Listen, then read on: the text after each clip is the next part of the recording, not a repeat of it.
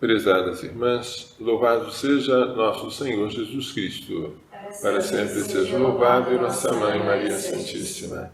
Paulo chega a Atenas, a cidade principal da Grécia.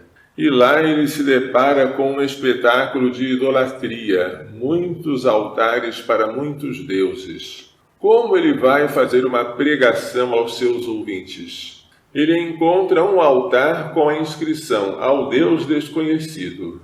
É a partir daí que começa o sermão dele. Homens de Atenas, eu observei que vós sois os mais religiosos de todos os homens. E um dos altares encontrei a inscrição ao Deus desconhecido.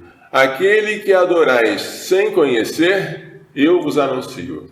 O Deus que criou o mundo, o Deus que de um só homem fez toda a humanidade, o Deus que não habita em templos feitos por mãos humanas, o Deus que não é semelhante ao ouro, à prata, porque, como disseram alguns dos vossos poetas, nós somos da raça do próprio Deus. São Paulo explora a cultura grega para fazer com que os seus ouvintes entendam.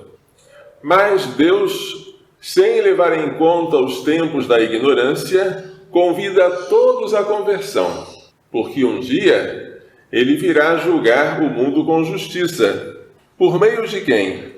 Por meio de um homem que ele designou para isso. Deus ofereceu uma garantia para este homem ao ressuscitá-lo dos mortos. Quando os gregos ouviram falar de ressurreição, zombavam.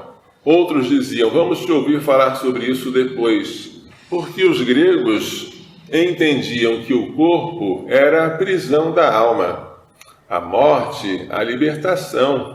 Voltar a alma libertada a encarcerar-se no corpo era um absurdo para eles. Foi o cristianismo que deu ao corpo a sua verdadeira valorização. O fracasso foi quase completo. Alguns se converteram, muito poucos, e quando São Paulo foi de Atenas para Corinto, mudou de discurso.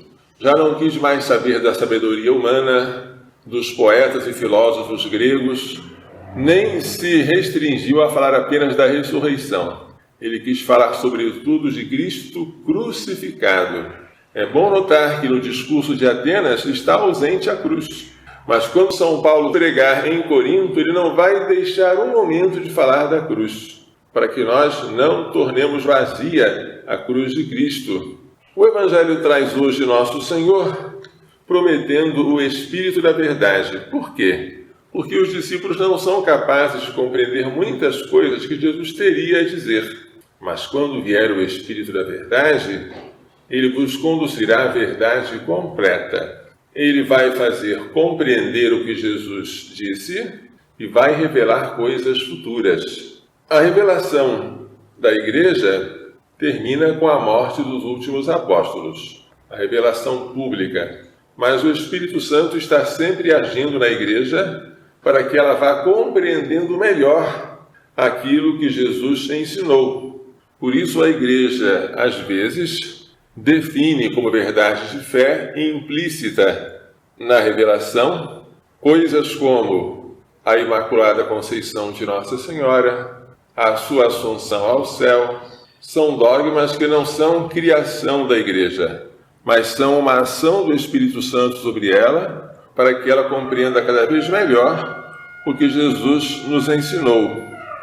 O Espírito da verdade, ele age sobre nós, mas ele não age se nós estivermos de coração endurecido. Vamos então fazer o propósito de sempre sermos dóceis ao Espírito Santo, de estarmos abertos às suas inspirações, de ouvirmos seus ensinamentos, mesmo quando eles não forem fáceis, não forem suaves, mas o que o Espírito fala é a verdade, e a verdade traz a libertação, ao passo que a mentira traz a escravidão. Que Maria Santíssima e seu castíssimo esposo nos façam entender e pôr em prática as lições desta liturgia. Louvado seja nosso Senhor Jesus Cristo. Para sempre seja louvado e nossa Mãe Maria Santíssima.